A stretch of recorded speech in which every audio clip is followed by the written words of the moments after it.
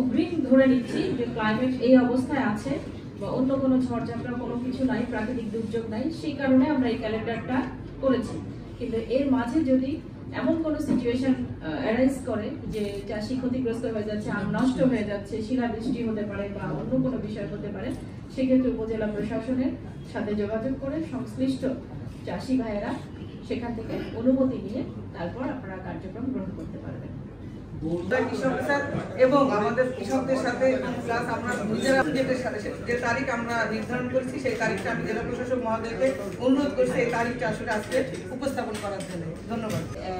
যিনি আসলে আমাদের আমের বিষয়ে সায়েন্টিফিক্যালি আমাদেরকে যিনি জানাচ্ছেন এবং যিনি এই বান্ডেল থাকলে প্রতি সেনমানিতে টাকা বাঁচবে। বিকাশ সেনমানি বান্ডেল কিনে জিতুন প্রতি লেনদেনে।